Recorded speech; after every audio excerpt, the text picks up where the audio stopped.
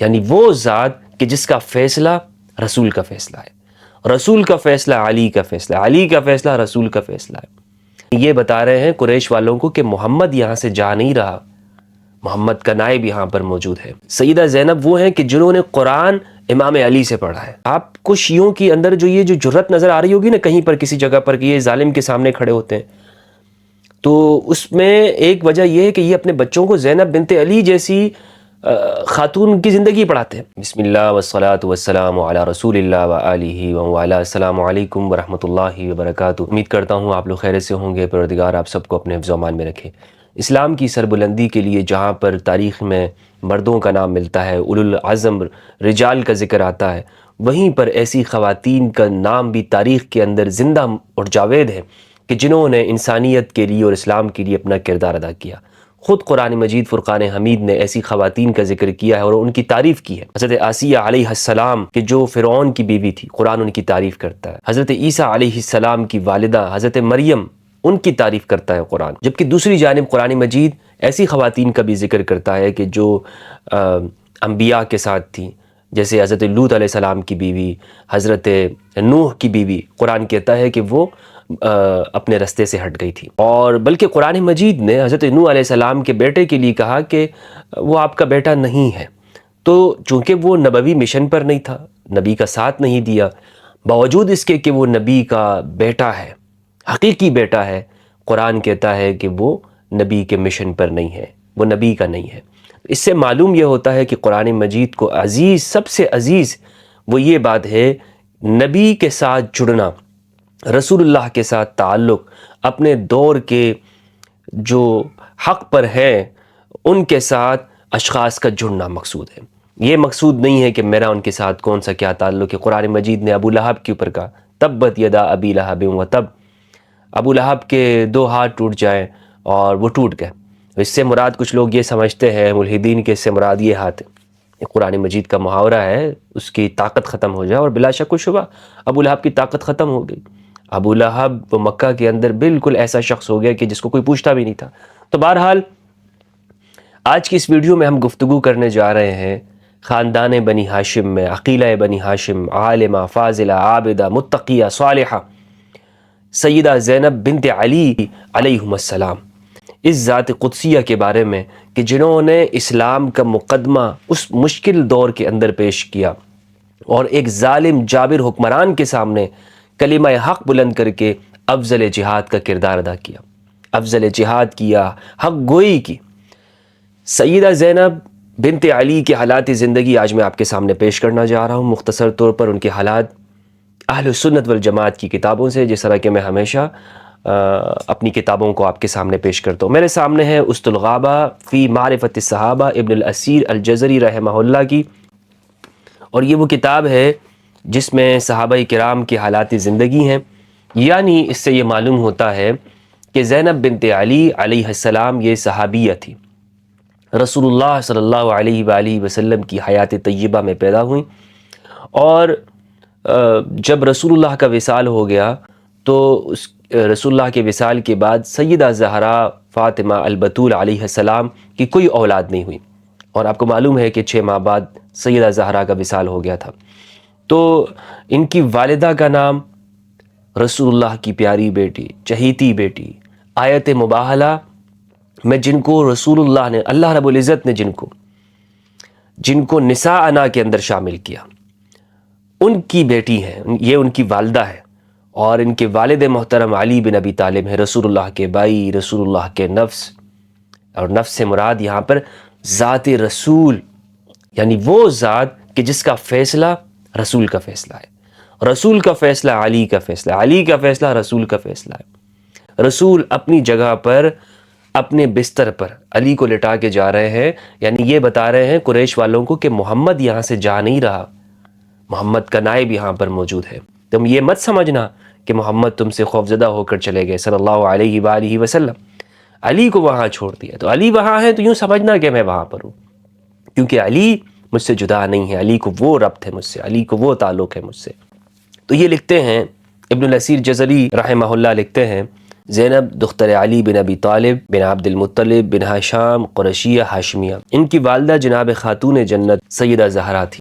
حضور اکرم صلی اللہ علیہ وآلہ وسلم کی زندگی میں پیدا ہوئی۔ آپ کی وفات کے بعد خاتون جنت کے اور کوئی اولاد نہ ہوئی۔ جناب زینب بڑی عقل مند، ذی فہم، کریم النفس خاتون تھی۔ اللہ اکبر۔ علی کی بیٹی ہیں، ان کی تربیت کرنے والے علی بن ابی طالب ہیں۔ سیدہ زینب وہ ہیں کہ جنہوں نے قرآن امام علی سے پڑھا ہے۔ تو آپ اندازہ لگائیں، سب سے بڑے قاری، سب سے بڑے عالم صحابہ میں علی بن ابی طالب ہے۔ علی بن ابی طالب کے علم میں کوئی مقابلہ نہیں کر سکتا۔ انہوں نے خود قرآن اپنی بیٹی سیدہ زینب کو پڑھایا ہے، یعنی سیدہ زینب نے علوم نبوت کو اپنے اندر سما لیا۔ جو علوم نبوت علی کو رسول سے ملے، وہی علوم علی نے اپنے بعد جہاں ائمہ کو دیے، وہاں پر اپنی پیاری بیٹی سیدہ زینب کو بھی وہ تعلیمات دی۔ اور قرآن مجید کا لفظ لفظ جس طرح ہوتا ہے نا، بچوں کو ہم شروع کراتے ہیں، بسم اللہ شروع کرائی جاتی ہے، اس پہ خوشی مناتے ہیں، خوشی کرتے ہیں کہ آج میرے بیٹے نے، بچے نے بسم اللہ کی ہے، ابتدا کیا ہے قرآن کا قاعدے کا۔ تو سیدہ زینب کی ابتدا امام علی علیہ السلام نے کی ہے، سیدہ زہرا نے کی ہے، امام علی علیہ السلام نے کی ہے، اور پورا قرآن مجید خود ان کو سکھایا۔ اس کے معنی، مفاہیم، قرآن مجید میں تدبر کرنا ہے، غور و فکر کرنا ہے، جو قرآن مجید میں آیات ہیں وہ سب امام علی علیہ السلام نے سیدہ زینب کو سکھایا۔ تو اسی لیے عرب کے اندر اپنے دور میں سب سے بڑی عالمہ ہے، روایات بیان کرتی ہیں، محدثین نے ان سے روایات لی ہیں، اور یہ روایت بیان کرتی ہیں سیدہ زینب سلام اللہ علیہا اپنی والدہ ماجدہ سیدہ زہرا البتول علیہ السلام سے، اور کبھی روایت نقل کرتی ہیں، حدیث بیان کرتی ہیں اپنے والد، پیارے والد ابا جان امام علی بن ابی طالب علیہ السلام سے۔ یہ ایک سند ہے، یہ ایک سلسلہ ہے، یہ سلسلہ تو الذہب ہے۔ اس جیسا سلسلہ پوری حدیث کے اندر موجود نہیں ہے۔ جتنا پیارا، جتنا ستھرا، جتنا صاف شفاف یہ نسب اور یہ سلسلہ ہے، یہ کہیں پر اور کسی جگہ موجود نہیں ہے، یعنی حدیث بیان کرنے کے اندر۔ تو کہتے ہیں کریم النفس خاتون تھی۔ آج ہم یہ اس بات کا بیان پڑھیں گے کہ ہماری جو صحیح کتابوں کے اندر جو بات لکھی ہوئی ہے کہ سیدہ زینب علیہ السلام نے جہاں پر کربلا میں امام حسین علیہ السلام نے اسلام کو زندہ کیا، وہاں پر اس اسلام کو پھلا پھلایا سیدہ زینب بنت علی علیہ السلام نے۔ حضرت علی کے برادر اکبر جعفر طیار کے بیٹے عبداللہ سے بیاہی گئیں، اور ان کے بطن سے علی، اون اکبر، عباس، محمد اور ام کلثوم صاحبزادی پیدا ہوئیں۔ کربلا میں حضرت امام حسین علیہ السلام کے ساتھ تھی، یہ بہن تھی امام حسین علیہ السلام کی، آپ کے ساتھ تھی۔ جب امام شہید ہو گئے تو یزیدی انہیں دمشق میں یزید کے دربار میں لے آئے۔ انہوں نے یزید سے دربار میں جو گفتگو کی وہ سب کو معلوم ہے، یہ گفتگو میں آپ کے سامنے پیش کروں گا۔ انہوں نے یزید سے اپنی ہمشیرہ فاطمہ کو آزاد کرا لیا تھا، وہ بڑی فتین اور دلیر خاتون تھی، بڑی ذہین تھی۔ یہ واقعہ حالات مختصر طور پر ابن اسیر الجزری رحمہ اللہ نے اسد الغابہ میں لکھے، جو میں نے آپ کے سامنے بیان کیے۔ اسی طرح ان کی حالات زندگی طبقات الکبریٰ میں ابن سعد المتوفی 230 ہجری، انہوں نے جلد نمبر 7 صفحہ 210 میں جہاں امام علی بن الحسین زین العابدین علیہ السلام ان کی حالات زندگی لکھے ہیں، وہاں پر یہ لکھتے ہیں کہ جب یہ واقعہ کہ جو ابن زیاد کے دربار میں لایا گیا، یزید کے دربار میں لایا گیا، تو انہوں نے صحیح سند کے ساتھ اس واقعے کو لکھا۔ وہ کہتے ہیں کہ جب اہل البیت واقعہ کربلا میں قید ہو کر عبید اللہ ابن زیاد کے سامنے لائے گئے، امام زین العابدین علیہ السلام بیمار تھے، اس وقت میں امام بیمار تھے، ان کے ہاتھوں کو ان کی گردن کے ساتھ باندھا ہوا تھا۔ اللہ اکبر، کتنی مظلومیت کا وقت گزارا ہے۔ یہ پڑھتے ہوئے کیا ہمارا دل چھلنی نہیں ہو جاتا؟ ہمارے دلوں پہ کیا گزرتی ہے کہ جب نبی کے بچوں کو ان کے ہاتھ کو ان کی گردن کے ساتھ باندھا جائے، ان کے ہاتھوں کو باندھا جائے ان کی گردن کے ساتھ۔ امام ہیں، بیمار ہیں، یہ رسول کی اولاد ہیں، یہ مسلمانوں نے کیا کیا رسول کی اولاد کے ساتھ؟ اور یہ واقعہ خود امام زین العابدین علیہ السلام بیان کرتے ہیں، کہتے ہیں کہ مجھے اسی حالت میں لایا گیا، اور اس وقت میں میری گردن کے ساتھ جب ایسے ہاتھ بندھے ہوئے تھے تو ابن زیاد نے مجھے کہا، مجھ سے پوچھا نام کیا ہے اس کا؟ میں نے کہا کہ میرا نام علی بن الحسین ہے۔ کہا کہ کیا علی مارا نہیں گیا؟ تو میں نے جواب دیا کہ علی، ہاں میرے بھائی کا نام جو علی تھا، علی اکبر، وہ شہید ہوئے کربلا میں، اور لوگوں نے انہیں شہید کیا، قتل کیا۔ تو ابن زیاد نے کہا کہ لوگوں نے نہیں، اللہ نے مارا ہے۔ تو امام علی بن الحسین نے جب یہ سنا تو جواب دیا، قرآن مجید کی آیت اس کے سامنے پڑھی، سورہ زمر 39 کی آیت نمبر 42، اللہ یتوفی الانفس حین موتها والتی لم تمت فی منامها۔ امام نے یہ آیت پڑھی، اس آیت کا ترجمہ یہ ہے کہ اللہ انسانی جانوں کو ان کی موت کے وقت میں وفات دیتا ہے، واپس لے لیتا ہے، اور ان نفسوں کو بھی کہ جو نیند کی حالت میں ہوتی ہیں، جو مری ہوئی نہیں ہوتی، والتی لم تمت فی منامها، یعنی نیند، اس سے تعبیر یہ کیا کہ یہ جو روح ہماری نکلتی ہے ایک طرف نیند کی حالت میں بھی ہے اور موت کی حالت میں تو بالکل انسان کی وفات ہو جاتی ہے۔ تو امام نے یہ آیت اس کے سامنے پڑھی، ابن زیاد کے سامنے۔ جب اس نے یہ آیت سنی تو وہ غصے میں آ گیا، طیش میں آ گیا۔ اس نے کہا کہ جلاد کو حکم دیا کہ ان کی گردن مار دو، قتل کر دو۔ یہ سننا تھا کہ سیدہ زینب علیہ السلام انہوں نے ایک چیخ لگائی اور وہ اپنے بتیجے کے اوپر اس طرح گر پڑی، امام زین العابدین کے اوپر ایسے گر پڑی اور کہا کہ نہیں، ان کو قتل نہیں کیا جا سکتا، اگر ان کو قتل کرنا ہے تو سب سے پہلے مجھے قتل کر دو، اگر ان کو قتل کرنا ہے تو مجھے قتل کر دو۔ امام کو بچانے والی ہیں، اپنے بتیجے کی حفاظت کرنے والی ہیں۔ اور پھر جب اسی حالت کے اندر یزید کے دربار میں لے جایا گیا، ان سب کے ہاتھ بندھے ہوئے تھے، تو بلاغات النساء صفحہ 25 پر سیدہ زینب کا ایک پورا خطبہ ذکر کیا ہے کہ جو انہوں نے یزید کے دربار میں یزید سے کہا ہے۔ طویل خطبہ ہے، میں آپ کے سامنے پیش کرنا چاہوں گا اس کا کچھ حصہ۔ اسے بلاغات النساء صفحہ 25 پر کلام زینب بنت علی کے عنوان سے ابو الفضل احمد بن ابی طاہر ابن طیفور المتوفی 280 ہجری انہوں نے نقل کیا ہے۔ وہ کہتے ہیں کہ جب یزید کے سامنے امام حسین کا سر رکھا گیا، یزید بہت غصے میں تھا، یزید نے امام حسین علیہ السلام کے دندان کے اوپر چھڑی رکھی، یہاں پہ اس طرح چھڑی رکھ کر اس نے کچھ اشعار کہے تھے، لیت اشیاخی ببدر شہیدوا جزع الخزرج بوقل اصل۔ یزید نے اس موقع پر اشعار کہے اور کہا کہ کاش میرے وہ بدر کے مقتولین جو میرے بڑے مارے گئے تھے آج موجود ہو تو وہ خزرج کی چیخیں سن کر وہ آج خوش ہو جائیں۔ جب سیدہ زینب بنت علی نے یزید سے یہ اشعار سنے تو یزید بن معاویہ بن ابی سفیان کے سامنے زینب بنت علی نے ایک طویل خطبہ دیا۔ اس میں آپ نے کہا کہ کیا یہ انصاف کی بات ہے کہ رسول اللہ کی بچیوں کو، رسول اللہ کی اولاد کو ایک شہر سے دوسری شہر میں گھمایا پھرایا جائے، اور آج میری آنکھوں کے سامنے تم سیدہ شباب اہل الجنہ حسین ابن علی کے دندان کے اوپر چھڑی رکھ کر تم کہہ رہے ہو کہ کاش ہمارے بدر کے بزرگ زندہ ہوتے تو وہ آج دیکھ کے خوش ہو جاتے۔ یہ کون ہے؟ یہ جنتی نوجوانوں کا سردار ہے، حسین ابن علی ہے۔ اور وہاں پر ایک شخص موجود تھا، اس نے کہا کہ فاطمہ بنت حسین کو دیکھ کر، علیہ السلام ان کو دیکھ کر اس شخص نے کہا کہ امیر المؤمنین حب لی ہذہ، یہ آپ مجھے دے دیں تاکہ ہم ان سے نکاح کر لیں۔ وہ بچی تھی، تو جب اس شخص نے یہ کہا کہ تو سیدہ زینب سلام اللہ علیہا نے کہا کہ ہرگز یہ نہیں ہو سکتا۔ یزید نے کہا اگر ہم چاہیں تو کر سکتے ہیں۔ تو سیدہ زینب نے کہا کہ خدا کی قسم یہ تم اس وقت تک نہیں کر سکتے کہ جب تک تم یہ اسے میرے بابا کے دین علی بن ابی طالب اور میرے نانا کے دین سے جب تک تم نہ نکل جاؤ تم یہ کام نہیں کر سکتے۔ اہل البیت یہ سمجھتے ہیں، بلکہ یہ دین اہل البیت کا ہے، اس دین کو بچانے والے اہل البیت ہیں، یہ ان کے گھر سے نکلا ہے اہل البیت کے۔ باہر کا شخص اہل البیت کو نہیں سمجھا سکتا کہ تم نے دین کا معاملہ یہ کرنا ہے۔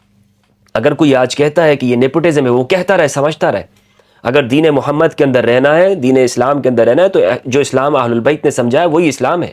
باقی اگر کوئی بندہ اپنی طرف سے بات کر رہا ہو کہ نہیں بھائی فلاں بڑا عالم ہے، فلاں بڑا مفتی ہے، فلاں بڑی شخصیت ہے، وہ جو بات کرے گا اس کا جو مرتبہ اور مقام ہے، وہ جو لوگوں کو اسلام سمجھائے گا وہ ہے، اور جو اہل البیت بتائیں گے وہ نہیں ہے۔ اسی سوچ نے، نتیجے نے تو یہی تباہی پیدا کی ہے کہ یزید بن معاویہ ایک جانب امام حسین ہے، لوگ فیصلہ نہیں کر پا رہے ہیں کہ حق کس طرف ہے، ہم کہاں پہ کھڑو۔ جناب امام حسین کو یزید نے نہیں کیا، ہمیں خاموشی اختیار کرنی چاہیے۔ کیا پتہ اس وقت میں کیا ہوا ہے، کیا پتہ آج کے تاریخی واقعات میں نہیں پتہ چلتا۔ جامعہ حفصہ میں مولوی کچھ کہتے ہیں اور حکومت کچھ کہتی ہے، کون ہے اور اس طرح کی بات کر رہے ہیں۔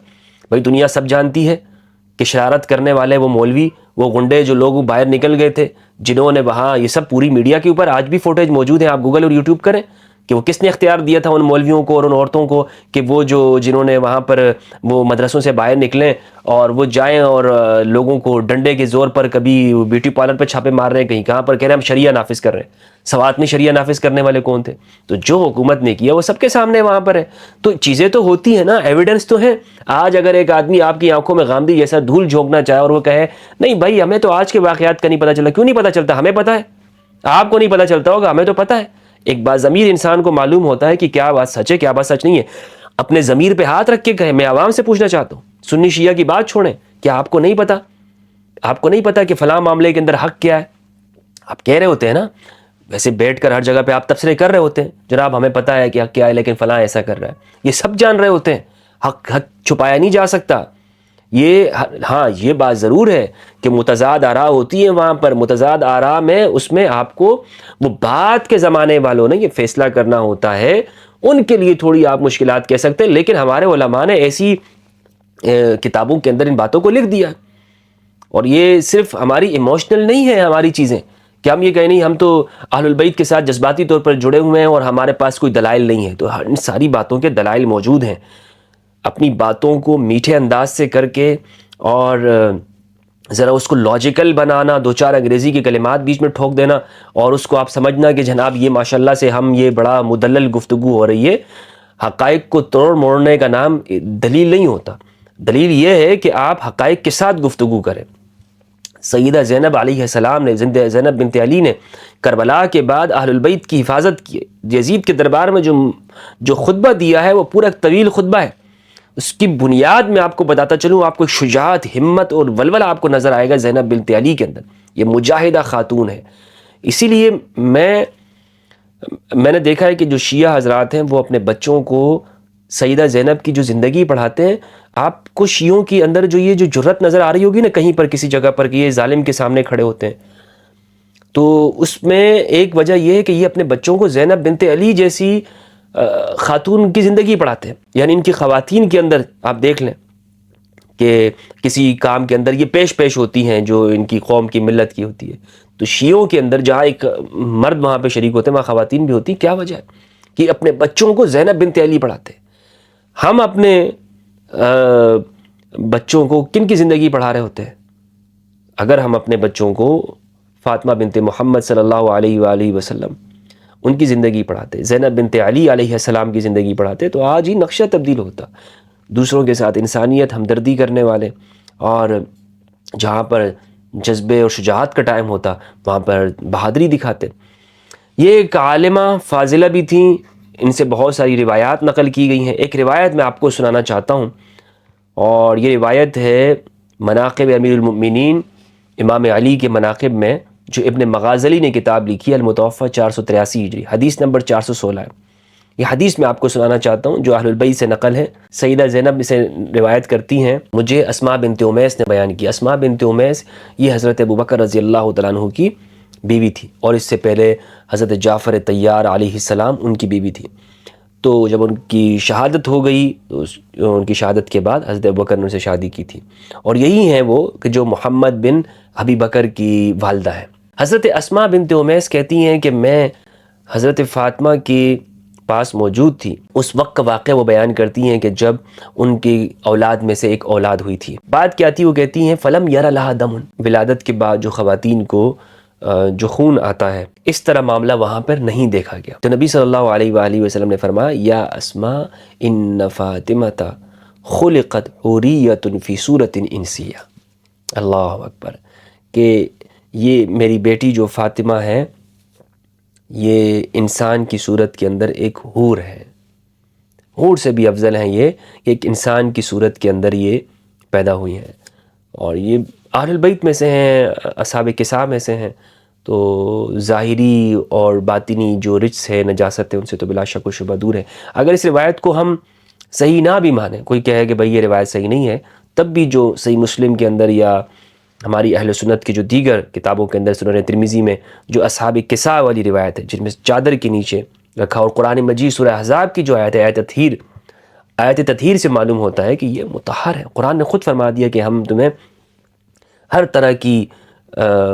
طرح کی رجس سے دور کرتے ہیں، اور اس سے یہ بات بھی معلوم ہوئی کہ اس کا مصداق صرف حضرت فاطمہ ہے خواتین میں سے. ازواج رسول صلی اللہ علیہ وآلہ وسلم اس آیت کی مصداق اس لیے نہیں ہے کیونکہ ان کو عام دنوں میں بھی وہ مینسس سے ہوا کرتی تھیں اور ان کو خون آیا کرتا تھا، بلکہ حج کے موقع پر جب ازواج رسول میں سے اسی طرح ہوا تو آپ صلی اللہ علیہ وآلہ وسلم نے انہیں فرمایا کہ تم سارے اعمال کرو طواف کے علاوہ. تو بہرحال واقعہ یہ ہے کہ یہ مطہرین ہیں، مطہرات ہیں، مطہرات میں سے حضرت فاطمہ علیہ السلام ہیں. تو یہ روایت نقل کرنے والی کون ہے؟ حضرت زینب بنت علی ہیں. اسی طرح ایک اور روایت ہے دلائل النبوہ کے اندر، جسے ابو نعیم اصفہانی نے المتوفہ 430 ہجری انہوں نے روایت کیا اور روایت کا نمبر ہے 81. وہ کہتے ہیں کہ ہمیں زینب بنت علی نے روایت کیا، انہوں نے اپنے والد علی بن ابی طالب سے نقل کرتے ہیں. وہ فرماتے ہیں کہ میں نے ابو طالب کو یہ سنا، اپنے والد کو. اب یہ دیکھیں یہ گھر کی سند ہے، یہ گھر پورے گھر کے افراد ہیں. جناب ابو طالب بیان کرتے ہیں کہ جب آمنہ بنت وہب علیہ السلام انہوں نے نبی صلی اللہ علیہ وآلہ وسلم کو جنا، جاءہ عبد المطلب، تو حضرت عبد المطلب ان کے پاس آئے، فأخذہ وقبلہ، آپ نے اپنے پوتے کو اٹھایا جناب عبد المطلب نے، اور یعنی رسول اللہ صلی اللہ علیہ وآلہ وسلم کو گود میں لیا اور آپ کا بوسہ لیا، پھر ابو طالب کو دیا اور کہا ہوا ودیعتی عندک لیکونن لابنی ھذا شأن، یہ میری امانت ہے. جناب عبد المطلب نے جناب ابو طالب کو دیتے ہوئے کہا ایک دن ایک شان والا ہوگا یہ بچہ.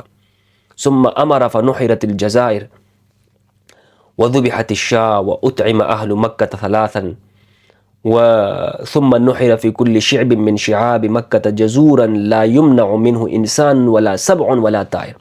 کہتے ہیں کہ پھر 3 دن تک جانور ذبح کیے گئے، بکریاں، اونٹوں کو ذبح کیا گیا، اہل مکہ کو 3 دن تک کھلایا گیا، سارے مکہ والوں کو. کہا گیا کہ مکہ کی کوئی گھاٹی باقی نہیں بچی کہ جہاں پہ پرند چرند جانوروں انسانوں کو وہاں پہ نہ کھلایا گیا ہو. انسانوں کو بھی کھلا رہے ہیں، جانوروں کو بھی کھلا رہے ہیں. یہ ہے جناب رسول اللہ کی آمد پر خوشی. کس نے کی؟ جناب عبد المطلب نے کی.